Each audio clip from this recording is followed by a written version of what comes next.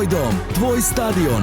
7 godina garancije na svaki Hisense TV kupljen do kraja jula.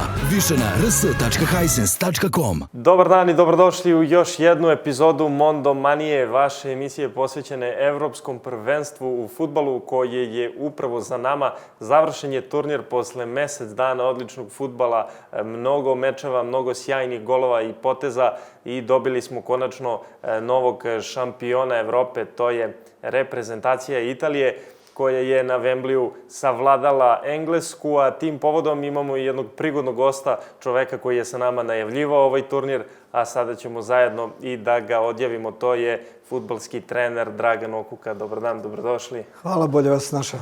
Eto, pre mesec dana smo bili na istom ovom mestu, najavljivali smo ovaj turnir i očekivali smo onako dosta uzbuđenja, ali posle svega možemo da kažemo da smo dobili jedan jako zanimljiv turnir i na kraju Italiju kao prvaka Evrope. Pa moramo reći, u pravu ste da smo gledali jedan izvanredan turnir, odličan fudbal, puno neizvesnih utakmica, puno produžetaka, rešavanje na penale, jedan iznenađujući dobar fudbal posle jednog teškog perioda koji smo imali pandemije.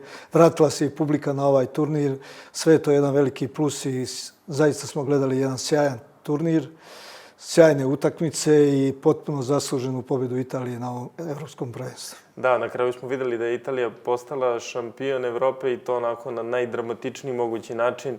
Nekako je tako moralo da bude na ovom turniru. Posle produžetaka 11-teraca u polufinalima, sada evo i 11-terci u finalu. Na kraju Italija podigla trofej po prvi put od kako su savladali Jugoslaviju 68. Tako da čini se da je stvarno bilo zasluženo. Pa mislim da je Italija od početka do kraja turnira, što je veoma teško, igrala odličan fudbal i u uvodnom dijelu u grupama, poslije u baražu za ispadanje i u finalu odigrala odličnu utakmicu. To je dosta teško ovako sa sportske strane da ekipa i na početku i na kraju turnira igra ujednačeno na visokom nivou, da igra dobar fudbal. Moramo reći da nas Italija prijatno iznenadila sve ljubitelje fudbala. Nije to više ona Italija koju smo pamtili, a to je da igra neki dekadentan, zatvoren fudbal, odbrambeni fudbal na nulu, pa onda 1-0 pobjedi i tako dalje. Ovaj put Italija igrala jedan odličan fudbal, napadački fudbal, ustoj takmičarski fudbal, samim tim da nije izgubila utakmicu na ovom evropskom prvenstvu, ali kažem, izuzetno je teško bilo da tempiraju formu i na početku turnira i na kraju turnira. I izgleda Mancini je napravio fenomenalan posao da to pogodi, da složi i dobili smo potpuno novog i potpuno zasluženo jednog šampiona Evrope. Da, pričat ćemo kasnije i o toku meča i o tome sve šta su selektori radili. Videli smo da je u penal seriji Gianluigi Donnarumma odbranio 2 11-terca, ponovo je bio junak svog tima. Tokom meča je imao nekih dobrih reakcija. Jednostavno nije dozvolio Englezima da se razmušu u toj penal seriji, potpuno ih je slomio pritisak. On je izrastao u junaka normalne finala i polufinala, jer je u polufinalu odbranio jedan penal. Moratti, ako se sjećamo, ovdje je odbranio 2 penala. On je sjajan golman, mlad golman, sve smo znali od njemu, ali da će baš da on bude odlučujući faktor za Italiju, nismo očekivali. Moramo reći i za finalnu utakmicu, bez obzira što je Donnarumma ispao junak, da Italija, iako je primila gol u prvom minutu, što je dosta teško za svaku ekipu, tokom čitavog susreta bila bolji protivnik i produžetaka i regularno toka bila bolji protivnik od Engleske. Sva statistika, posjed lopte, šutevi na gol, opasni napadi, ono što je bitno u fudbalu, bilo je na strani Italije i bez obzira, kažemo, što je Donnarumma ispao junak ove utakmice, mislim da je Italija kao kolektiv pobjedila na ovom turniru. Samim tim da je gotovo na svakoj utakmici drugi neko bio strelac, da nisu imali izrazitu zvezdu, nego kažem, finale izbacilo Donnarummu kao junaka, ali mislim da je Italija kao kolektiv pobjedila ovaj turnir. Da, Italija je morala da se vraća iz tog deficita. Primili su gol već u drugom minutu na punom Wembleyu. Nije uopšte jednostavno igrati tako. Međutim, oni su postepeno radili i videlo se da Englezi nisu više toliko usmereni na napad od kad su poveli i onako lomili su i na kraju Bonucci uspeo da, eto, posle prekida da donese to izjednačenje i na kraju se stekao utisak da Italija zaista bila bolji tim. Pa već sam rekao, Italija je ušla u utakmicu faktički sa -1. Gubila je 1:0 od prve, druge minute, što je za većinu ekipa izuzetno težak rezultat, posebno kad igrate na punom Wembleyu protiv Engleske, koja je isto tako zasluženo došla do finala, a da se vratiš u utakmicu i da pobjediš, bez obzira što si pobjedio na finale, to je jedno izuzetno teško, ali već sam rekao da je Italija i tokom čitavih 90 minuta i produžetka od 30 minuta bila bolji protivnik u svim parametrima, da je Englezi faktički imali, koliko se sjećam, samo jedan šut u gol i on je završio u golu, da je Italija imala 20 šuteva prema golu, da je 6-7 imala okvir gola. A kažem, vratit se to samo mogu dobre ekipe, jak kolektiv, šampionski kolektiv. I ako se sjećate kad smo pričali u uvodu, kad smo najavljivali prva emisija, rekli smo da će ovaj turnir da osvoji neko ko je navikao da osvaja turnir. Tradicija je izuzetno značajna ovim turnirima. Italija je ekipa koja zna da osvaja velike turnire. Osvajala i Evropsko prvenstvo 68. Osvajala i Svjetsko prvenstvo 2 ili 3 puta. Zna da osvaja i ovaj put išlo u prilog i ta tradicija da znaju kako da igraju te odlučujuće utakmice. I oni su igrali na najbolji način. Engleska je samo jednom bila svjetski prvak. Nikad ništa drugo veliko nije, iako su najveća izmišljena fudbal, najveća, hajde kažemo, fudbalska sila, sve se tamo dešavalo. Sad su imali i sve naklonjeno sebi, 5 utakmica, 6 su igrali u Londonu na svom terenu, igrali su sada i pred svojom publikom na punom stadionu, ali, kažem, Italija je pobjedila zasluženo i nema ni jedne zamjerke na to. Čak šta više, izuzetno je dobro da je ovaj način igre koji je Italija prezentirala u finalu, da je izuzetno dobar za fudbal. Već smo rekli da je to jedna druga Italija, da i publika taj fudbal podržava, napadački, ofanziva fudbal, a i fudbal koji igra dobru i odbranu, svi su iza lopte, dobra tranzicija, sve ono što čini fudbal i jedan napadački fudbal. Kažem, dobro je za fudbal generalno da je Italija. I ovaj način razmišljanja, ideja Manciniija pobjedila. Da, Engleska je imala od drugog minuta vođstva, videli smo da je Luke Shaw postigao gol, on je odigrao izvanredan turnir, tokom celog takmičenja je bio jedan od najboljih igrača Engleske, na kraju se ispostavilo da on iz drugog plana donese vođstvo, međutim, ni to nekako kao da nije dovoljno osokolilo Engleze, možda u prvih 15-20 minuta, ali posle toga se već videlo onako da Italijani uzimaju stvar u svoje ruke. Pa Shaw je jedan modern ljevi bek koji u sistemu 4-4-2 i u sistemu 5-3-2 što su igrali Englezi na početku utakmice je pokazao da to može odigrati osveženje, iznenađenje, ali igrač koji je igrao u Manchesteru standardno ne bi trebalo da bude iznenađenje, ali je igrao na jednom zavidnom nivou i jedan od boljih igrača na ovom, sigurno najbolji levi bek na ovom evropskom prvenstvu. Da, Englezi nisu uspeli da konačno vrate taj trofej kući kao što su dugo najavljivali, a ovo je ekipa koja ih je zaustavila. Pričali smo već da je Roberto Mancini odlično skockao ovu ekipu, a nekako kada pogledamo čitav ovaj sastav, upravo se to nameće da je odličan tim sa jednim, pa možemo reći, strašnim veznim redom koji je onako diktirao ritam na dosta mečeva. Pa već sam rekao, Italija je gotovo čitav turnir odigla na visokom nivou. Mancini je imao sreće da nije imao puno povrijeđenih igrača, osim Spinazzole koji se povrijedio, ali izvanredno ga je zamijenio Emerson i imao je znači uvijek tim za svoju ideju, nije bilo povrijeđenih igrača osim Spinazzole i čitav turnir je odigrao u jednom sistemu koji je on verovao. To je sa ova 3 beka, Di Lorenzo, Bonucci i Chiellini, koji su se sjajno dopunjavali. Nije menjao, imao je sjajan vezni red, već smo rekli sa Spinazzolom, Barellom, Jorginhom i Verratijem u sredinu. Na bokovima je Chiesu, Insignea i Mobila. Tako da je imao dosta sreće da ne mora da ni mijenja sistem i to je odlika velikih ekipa. Imate igrače, verujete u sistem koji on igra, da kažemo, 3-4-3, gotov čitav turnir. On je verovao u tu ideju, imao je sreću da nije bilo povrijeđenih igrača, da je to moglo da izgura do kraja. Kažem, nije mijenjao sistem, nije mijenjao igrače, nije puno rotirao, osim kad je morao. Od iscrpljenosti i, kažem, ili povrede Spinazzole i, kažem, jedan fenomenalan posao je napravio Mancini, dobar za fudbal. Moramo i to apostrofirati da Italija nije učestvovala, što je bilo najveće iznenađenje u Rusiji na svjetsko prvenstvo. Faktički da je Mancini uzeo poslije jednog kraha Italije reprezentaciju, da je napravio sjajnu grupu igrača, sjajan kolektiv, sjajnu atmosferu koja ih je nosila i samim tim da, ne znam, 32-3 utakmice su pobedili i nisu izgubili u zasobice. To je nevjerovatan rezultat. Vjerovatno da obore rekord, ne znam, mislim da je 36 utakmica da neko drži ili Brazil ili Argentina. Ne mogu da se setim ko drži taj rekord, ali kažem, napravili su iz jednog ponora, što može da bude primjer dobar i svim reprezentacijama koji sve uzmu tragično kad ne uspiju. Zamislite Italija koja je svjetska velesila u fudbalu, ne učestvuje na jednom svjetskom prvenstvu u Rusiji, vrati se i postane prvak Evrope. Napravi jednu grupu igrača koja sigurno nije rekla posljednju reč u ovom fudbalu. To ima iskusnih igrača, vjerovatno Chiellini i Bonucci da će završe ili možda još igraju jedno takmičenje, ali ima masovi, svi igrači su mladi, mogu igrati još jedno evropsko, još jedno svjetsko prvenstvo, tako da i Italija, mislim, sa ovim timom Mancini nije rekla posljednju reč u svjetskom i evropskom fudbalu. Da, okrenut ćemo se sada Englezima. Oni su na ovom turniru zaista pokazali dosta toga u smislu da oni nikada nisu ta ekipa koja stiže do finala i zadnjih 50 godina nikada u tome nisu ni uspeli. Sada ih i Gareth Southgate dotle doveo. Ovo je bio tim koji se namerio na Italijane. Na kraju pokazalo se da je ta bočna strana kod njih vrlo važna i da je Trippier odatle došao centaršut, Shaw je sa druge strane utrčao. Međutim, taj njihov središnji deo jednostavno nije mogao da se nosi sa dominantnim Italijanima.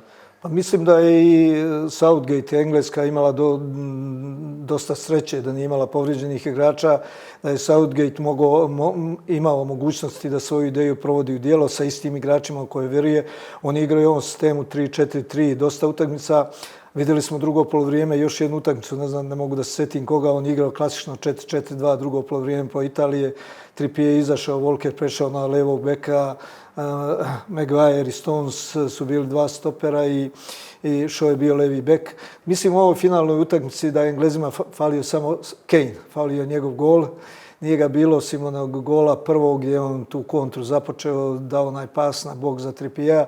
On je hvalio Englezima u ovom momentu jer je on rasan centarfor, postio 4 gola, ušao u formu kako je turnir dalje odmicao, on je sve u boljoj formi bio, počeo je da daje golove. Mislim da je i on falio u ovoj finalnoj utakmici. Neki njegov još jedan potez, asistencija ili gol.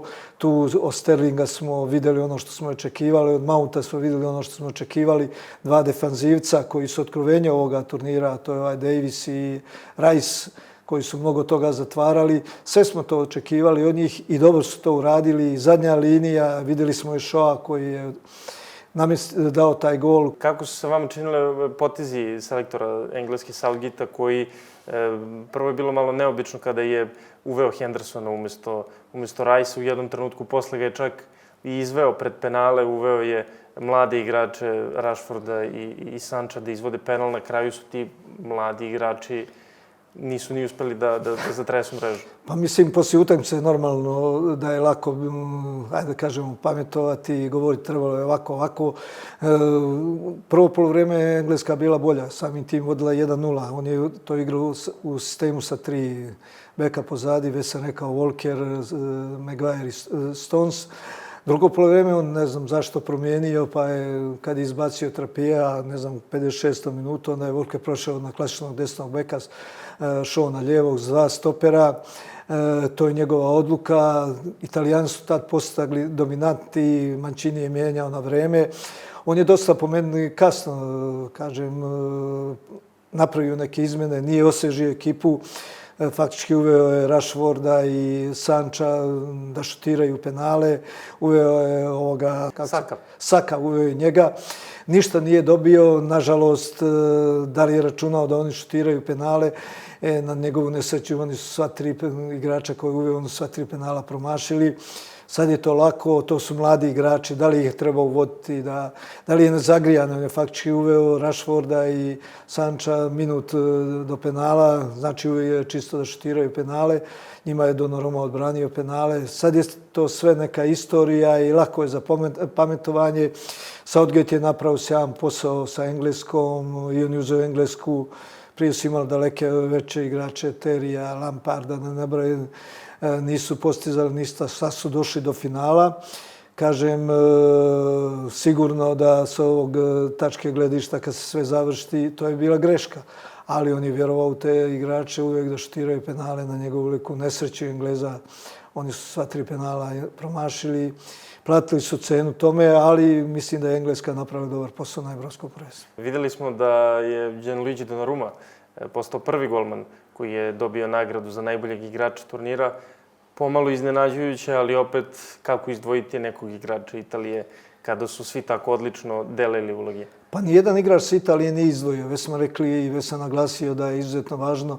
Italija je pobjedila kao kolektiv. Jednu utakmicu je blistao dao gol, Immobile, drugu je to bio Chiesa, Locatelli jednu utakmicu na početku turnira, pa Insigne jednu utakmicu. Tako da su imali u tom svom sistemu i tom izboru igrača dosta tih važnih igrača koji su u određenim momentima davali gole, namještali golove.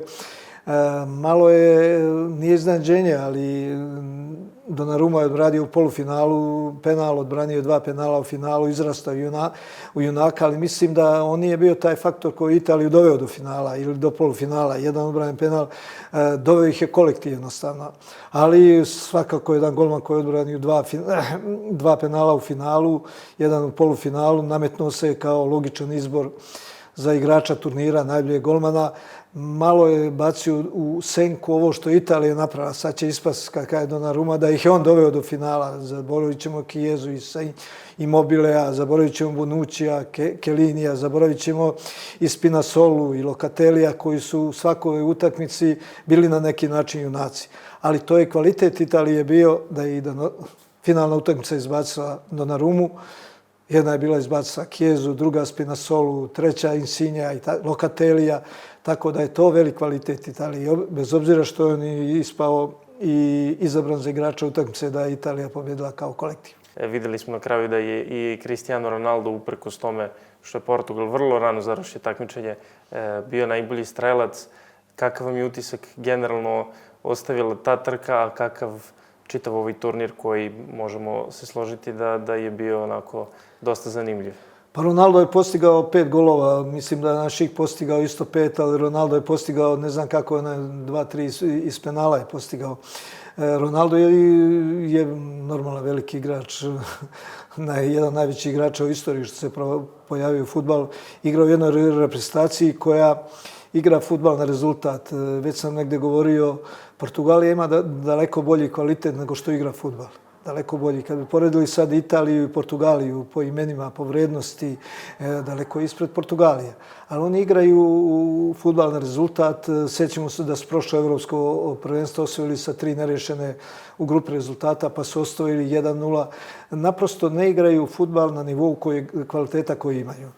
Ronaldo je zasluženo ponio epitet, on je veliki igrač, tako da jednostavno mogo je to da bude Šik, mogo je to i Kane da bude, ali on je veliki igrač, nema veze što je postigao 3 gola iz penala, vidjeli smo Morata je promašivao penale, mogo je biti najbolji strelac.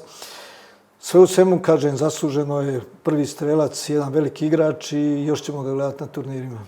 Kako ste vi zadovoljni ovim evropskim prvenstvom, ovih mjesec dana fudbala? Pa mislim da smo vidjeli jedno izuzetno dobro evropsko prvenstvo, čak šta više odlično, iznenađujuće to dobro evropsko prvenstvo koje je došlo posle teškog perioda za fudbal, posle pandemije, koje se igralo 11 gradova. Bilo je neravnopravnih uslova, jedne reprezentacije su bile privilegovane da malo putuju, da druge mijenjaju i da po 1000-2000 km putuju na utakmice. Sve je to otišlo u drugi kraj. Vidjeli smo mnogo dobrih utakmica, mnogo neizvjesnih utakmica. Vidjeli smo samim tim da je puno utakmica završilo u produžecima, da je puno utakmica odlučeno na penale, posebno u završci, da je to izjednačen turnir bio mnogo dobar turnir. Vidjeli mnogo dobrih poteza, mnogo lepih golova, tako da jedno evropsko prvenstvo koje u svakom slučaju promišljuje fudbal i dalje kao jedan najsporedniju i najlepšu stvar na svetu i nadamo se da je ovo evropsko prvenstvo opredeljuje ne samo da se igra na rezultat, što je uvijek na tim turnirima najvažnije, ali pobjeda Italijana na ovaj način promoviše jedan napadački, ofanzivan fudbal, fudbal za gledanje dobar, neizvjestan, sa puno dobrih poteza. Fudbal, moramo ovdje i reći, i suđenje na ovom evropskom prvenstvu uz VAR tehnologiju je dalo jedan velik napredak fudbalu. Vidjeli smo sjajno suđenje, osim možda jedne, dve diskutabilne odluke onog penala Sterlinga. Sve ostalo je bilo u sklopu toga da gledamo fudbal sa malo prekida, sa puno dobrih poteza, sa puno tečne igre, sa malo odugovlačenja, sa dosta tempa, dosta ritma i kažem, fudbal će još biti popularniji. Ništa, onda ostaje nam da čekamo to svetsko prvenstvo u Kataru pa da vidimo šta nam tamo spremaju ove reprezentacije. To je toliko za sada od nas sa Mondo portala i iz emisije Mondomanije. Pratili smo u ovih mjesec dana zajedno Evropsko prvenstvo, a mi se ponovo vidimo nekom novom prilikom. Prijetno!